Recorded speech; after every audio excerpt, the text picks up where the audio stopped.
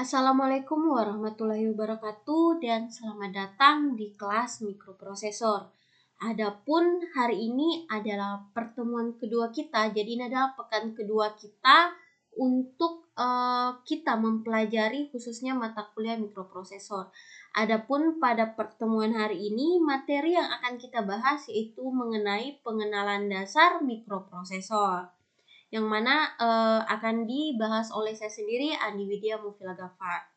Oke, sebelum kita masuk membahas materinya, mungkin saya akan membacakan dulu topik-topik yang akan kita bahas pada hari ini.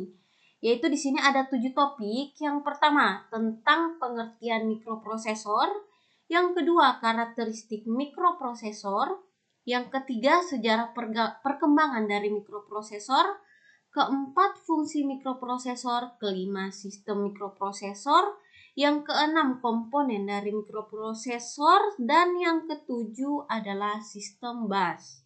Oke, tapi sebelum saya masuk lagi membahas materinya, saya akan memberikan pendahuluan dulu mengenai sistem mikroprosesor. Jadi ternyata setiap hari itu hampir bisa dipastikan bahwa ternyata kita menggunakan dan memanfaatkan sistem mikroprosesor. Melalui media apa? Ternyata melewati komputer pribadi, apakah dalam bentuk desktop, atau laptop, atau handphone, di mana ternyata media-media tersebut memiliki sistem mikroprosesor. Apabila kita teliti, ternyata 3 media ini adalah 3 perangkat yang hampir setiap hari tidak mungkin kita tidak pernah gunakan, apalagi handphone, di mana ternyata media tersebut menggunakan sistem dari mikroprosesor. Oke, contoh lain, ada kontrol pompa bensin pada anjungan bahan bakar, di mana pada pompa bensin itu kita dapat mudah men-set atau mengatur itu dengan acuan jumlah volume bahan bakar minyak, atau bisa di sini bensin, atau acuan jumlah rupiah. Misalnya saja kalian ingin beli bensin berapa, nah itu acuannya yang ingin kita belanjakan agar mendapatkan jumlah bahan bakar yang kita butuhkan.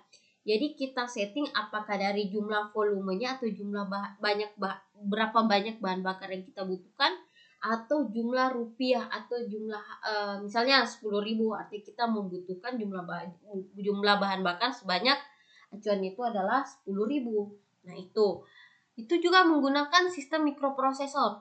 Contoh lain adalah sistem pengontrol lampu lalu lintas. Nah, ini juga salah satu yang menggunakan sistem mikroprosesor sebagai kendali penyalaan lampu merah, kuning, hijau, di mana juga itu mengatur display waktu yang semakin memberi kemudahan, kenyamanan, dan keamanan di jalan.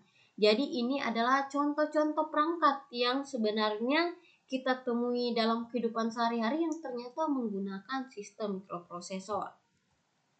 Oke, pertama kita masuk dulu ke pengertian mikroprosesor. Tadi kita menyebutkan kata mikroprosesor. Jadi sebenarnya apa sih definisi dari mikroprosesor? Jadi mikroprosesor sendiri itu singkatannya itu adalah kita bisa sebut juga dengan prosesor, atau biasa juga kita kenal dengan sebutan CPU atau Central Processing Unit, di mana bentuk dari mikroprosesor ini sebenarnya berbentuk chip. Chip itu atau disebut juga dengan IC atau Integrated Circuit. Nah, ini yang perlu kalian ketahui. Di mana chip atau IC atau Integrated Circuit ini adalah sekeping silikon di mana ukurannya itu sebenarnya sangat kecil. Di mana ukurannya itu hanya beberapa milimeter persegi, tetapi di sekeping silikon yang berukuran kecil itu mengandung puluhan ribu transistor dan komponen elektronik lainnya. Nah, walaupun ukurannya kecil, tetapi kandungan transistornya itu sebenarnya amat sangat banyak. Oke, di mana prosesor ini merupakan salah satu komponen terpenting dalam sistem komputer. Nah, Kenapa disebut salah satu komponen terpenting dalam komputer? Karena prosesor ini seringkali juga disebut sebagai otak dari komputer, di mana berfungsi sebagai unit untuk mengolah pekerjaan.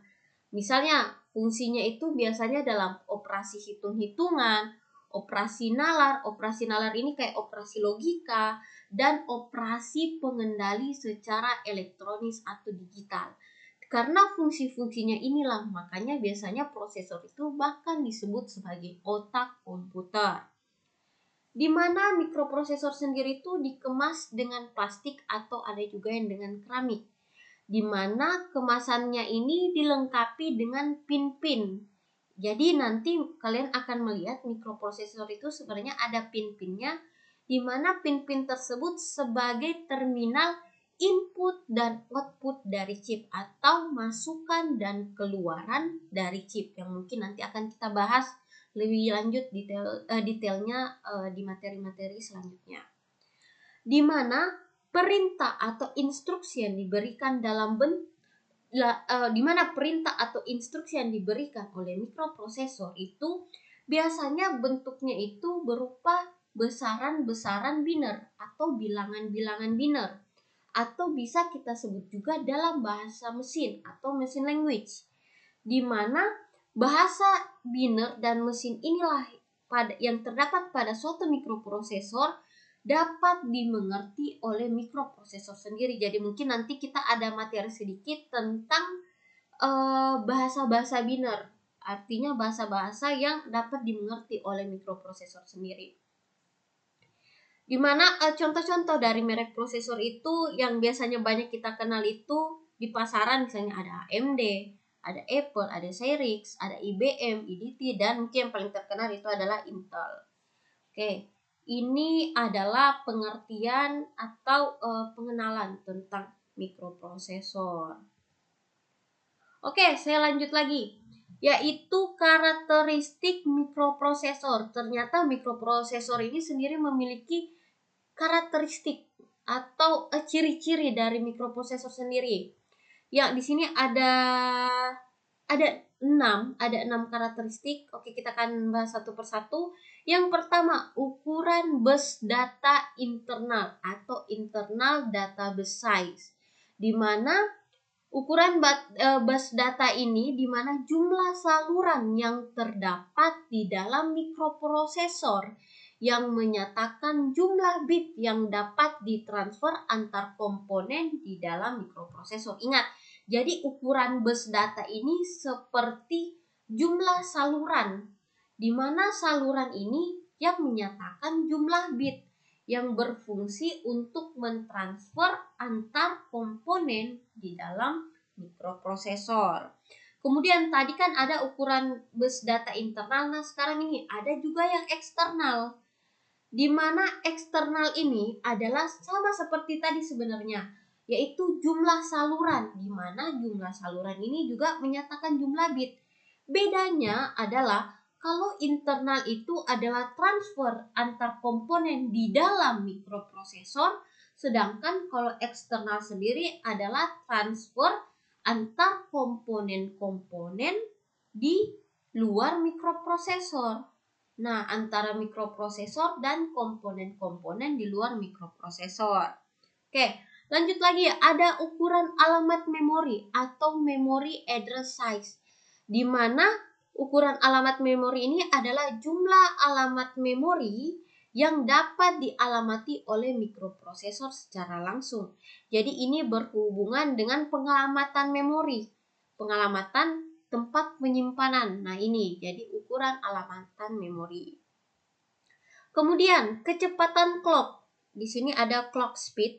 Jadi ini adalah rate atau kecepatan dari clock untuk menuntun kerja mikroprosesor. Nanti mungkin ada materi yang lebih menjelaskan tentang, kita akan membahas lebih dalam tentang clock speed.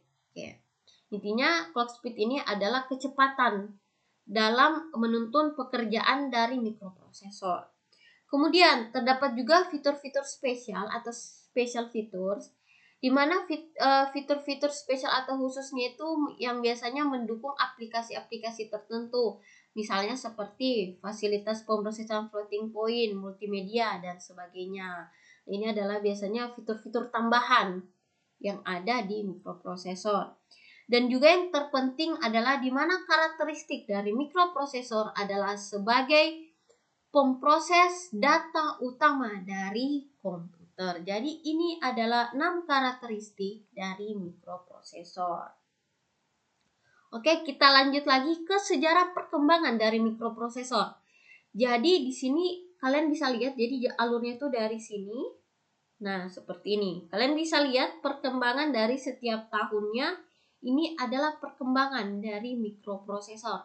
Mungkin di sini lebih banyak itu perkembangannya lebih ke Intel. Mungkin ada juga kan AMD. Nah, itu tapi kalau kalian ingin lebih dalam mengetahui sejarah perkembangan mikroprosesor, mungkin kalian dapat mengeksplor lebih sendiri untuk mengetahui sejarah perkembangannya. Nah, di sini kalian bisa lihat, jadi misalnya mikroprosesor itu pertama kali dibuat atau ditemukan pada tahun 1971, di mana serinya itu mereknya itu Intel, yaitu di mana jumlah bitnya 4, di mana serinya itu mikroprosesornya itu namanya seri 4004. Nah, kemudian berlanjut lagi pada tahun 1972, yaitu Intel juga. Kemudian perkembangan sebenarnya dari Intel sebelumnya, mikroprosesor sebelumnya yang awalnya 4 bit naik menjadi 8 bit. Yaitu kemudian serinya itu update namanya menjadi 8008. Dan di sini kalian bisa lihat ada Intel 16 bit, juga di sini 8080, ada Zilog, dan seterusnya sampai di sini ditemukan juga sampai ditemukan ini ada Pentium. Ini Pentium, Pentium 2, Pentium 3, Pentium 4, Pentium 4 Xeon hingga Intel Core 2 Quad. Nah, di sini pada tahun 2006. Jadi ini adalah sejarah perkembangan dari mikroprosesor. Di mana sejarah perkembangannya itu biasanya dari jumlah bitnya, juga dari memorinya dan sebagainya. Oke. Kemudian saya lanjut lagi ke fungsi mikroprosesor. Nah, jadi ini adalah fungsi-fungsi yang dapat kita nikmati dari mikroprosesor, yaitu yang pertama, yaitu mikroprosesor adalah unit yang mengendalikan seluruh kerja sistem dari mikroprosesor. Nah, yang kedua mungkin ini sudah jelas. Yang kedua, mengambil instruksi dan data dari memori. Jadi mikroprosesor itu salah satunya adalah mengambil instruksi atau perintah atau data dari memori atau tempat penyimpanan. Yang ketiga, memindahkan data dari dan ke memori. Selain mengambil instruksi dan mengambil data, juga dapat memindahkan data dari dan ke memori. Yang keempat, mengirim sinyal kendali dan melayani sinyal interupsi. Nah, ini salah satu fungsi utama juga dari mikroprosesor adalah sinyal kendali dan sinyal interupsi yang mungkin nanti kita akan bahas lebih dalam di materi-materi selanjutnya. Yang kelima, menyediakan pewaktuan untuk siklus kerja sistem mikroprosesor. Nah, ini masalah pewaktuan ini ada hubungannya juga dengan clock tadi, clock speed. Yang keenam, mengerjakan fungsi-fungsi operasi logika dan aritmatika. Kan tadi saya jelaskan bahwa mikroprosesor itu bisa disebut juga dengan otak komputer, di mana dapat melakukan fungsi-fungsi operasi-operasi yang berhubungan sama perhitungan-perhitungan atau aritmatika, operasi logika, serta operasi-operasi kendali atau fungsi-fungsi kendali. Oke, ini adalah fungsi-fungsi dari mikroprosesor. Oke, kita lanjut lagi ke sistem mikroprosesor. Tadi kan ada mikroprosesor. Nah, ini lebih ke sistem. Jadi ini sistem ya. Sistem mikroprosesor jadi berbeda. Di mana sistem mikroprosesor adalah gabungan dari beberapa komponen. Dalam hal ini tuh ada memory unit, ada input dan output unit, serta CPU. Nah, CPU tadi ini apa? CPU itu artinya mikroprosesor. Jadi ada memori unit atau atau tempat penyimpanan, input dan output unit atau unit masukan dan keluaran, serta CPU atau mikroprosesor. Nah, ini kan sistem mikroprosesor, di mana salah satu komponennya adalah mikroprosesor sendiri atau CPU. Di mana sistem mikroprosesor ini bekerja sebagai pengolah data elektronik digital, di mana sebuah mikroprosesor, nah ini yang perlu kalian ketahui, di mana sebuah mikroprosesor dapat berfungsi, itu agar dapat berfungsi harus memiliki atau memerlukan sebuah sistem yang disebut dengan sistem mikroprosesor. Jadi sebenarnya mikroprosesor sendiri tidak dapat bekerja sendiri. Dia itu memerlukan suatu sistem, di mana sistemnya adalah mikroprosesor. Di mana sistem mikroprosesor ini tadi terdiri dari komponen I/O atau input dan output, dari unit memori, RAM dan ROM, serta CPU atau mikroprosesor itu sendiri. Kita lanjut lagi. Di mana komponen utama dari sistem mikroprosesor ini adalah komponen utama yang harus dimiliki oleh sistem mikroprosesor terdiri dari 5 unit. Ini yang perlu kalian ketahui. Yang pertama, harus memiliki unit mikroprosesor atau mikroprosesor unit. Ini bahasa Inggrisnya ya. Atau biasanya kita singkat dengan MPU. Nah ini. Atau ini ingat, jadi komponen utama dari sistem mikroprosesor adalah unit mikroprosesor itu sendiri atau disingkat dengan MPU. Nih, kalian bisa lihat MPU atau CPU. Nah, ini pada gambar. Kemudian yang kedua, unit memori baca atau read only memory atau memori yang hanya bisa membaca saja atau disingkat dengan ROM. Nah, ini. Artinya ini memori atau yang bisa hanya kita baca, tidak dapat kita melakukan pengeditan, hanya bisa dilihat saja. Yang ketiga, unit memori baca tulis atau read write memory atau RWM. Nah, artinya pada memori ini kita dapat mengedit atau menuliskan ulang serta membaca, serta hanya membaca saja, terserah, tapi kelebihannya adalah kita dapat melakukan pengeditan pada memori ini atau disingkat RWM. Lanjut lagi, unit masukan keluaran terprogram atau programmable input atau output atau disebut dengan PO. Nah, atau di sini kita sebut dengan unit input dan output atau unit masukan dan keluaran. Yang kelima, komponen utama adalah unit detak atau clock. Nah ini, kalian bisa lihat ini clock. Nah, tadi kita sempat membahas ada sedikit clock. Oke. Jadi ini adalah komponen utama dari sistem mikroprosesor. Ada MPU, ROM, RWM, PO, dan clock. Oke, saya lanjut lagi. Di mana di sini saya jelaskan sedikit lebih detail tentang komponen-komponen utamanya. Di mana MPU ini atau mikroprosesor unit bekerja dan melakukan fungsi-fungsi dasar. Nah, ini fungsi dari mikroprosesor yang tadi, yaitu fungsi untuk logika dan aritmatika. Contoh dari fungsi logika itu misalnya AND, OR, XOR, CPL, dan NEC.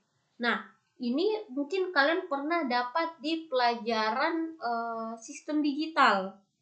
Sedangkan fungsi aritmatika sendiri ada add, sub, edisi, SBC, increment, decrement. Nah, ini penambahan, pengurangan. Nah, itu contoh dari fungsi aritmatika. Kemudian ada fungsi lainnya, itu yang fungsi pengalihan data dengan menggunakan perintah move, load, exchange, push, or atau pop. Nah, ini adalah fungsi-fungsi yang dapat dilakukan oleh MPU atau microprocessor unit. Kemudian selain MPU sendiri ada juga tempat penyimpanan program dan data yang terdapat pada sistem mikroprosesor, di mana kita menyebutnya dengan memori. Tadi memori ada dua, ada ROM sama RWM, di mana ROM itu hanya bisa dibaca, sedangkan RWM itu bisa kita tuliskan ulang atau edit serta dibaca. Di mana memori mutlak sangat diperlukan dalam sistem mikroprosesor Karena tanpa adanya memori, sistem mikroprosesor tidak dapat bekerja terutama khususnya dalam memori program dalam ROM. Oke. Kemudian unit selanjutnya yaitu unit input dan output, di mana unit ini dipersiapkan untuk menghubungkan antara mikroprosesor dengan alat-alat input dan output luar. Misalnya seperti, coba alat input itu apa? Keyboard. Nah, kalau alat keluarannya itu misalnya apa? Monitor, printer.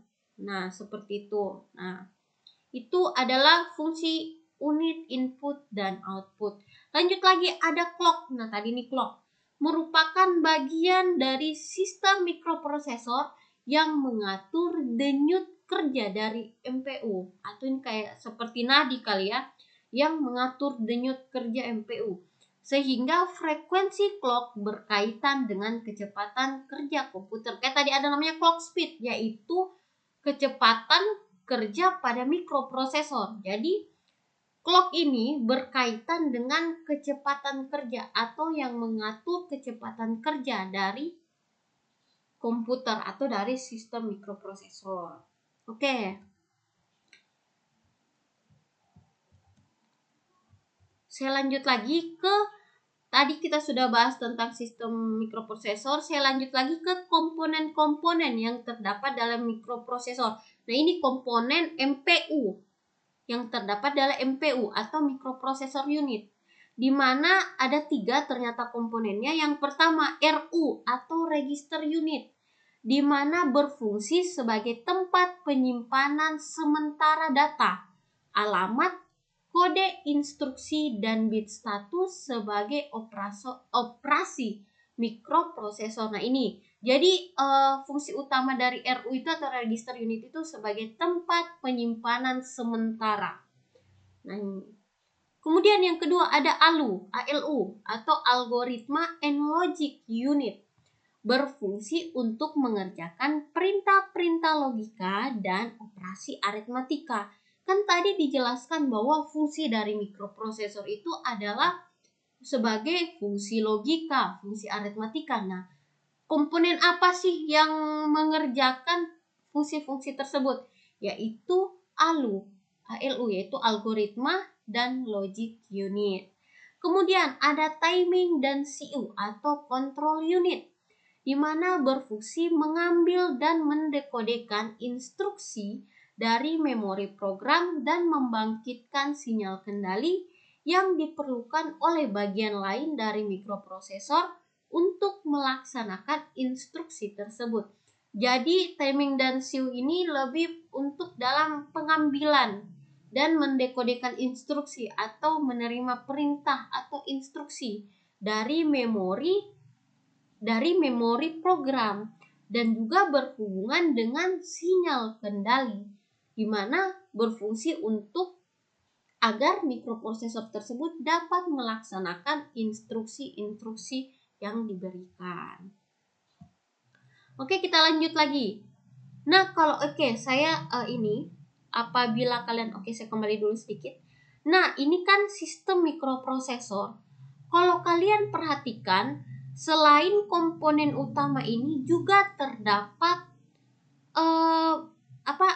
terdapat komponen lainnya sebenarnya yang perlu kalian perhatikan. Tidak boleh luput dari kalian. Di sini ada namanya bus. Nah, bisa kalian di sini ada bus. Di sini ada 3 bus, ada bus data, ada bus alamat, dan bus kendali. Nah, jadi selain komponen utama dari sistem mikroprosesor, kita juga akan membahas bus-bus yang terdapat pada sistem mikroprosesor atau sistem busnya. Oke.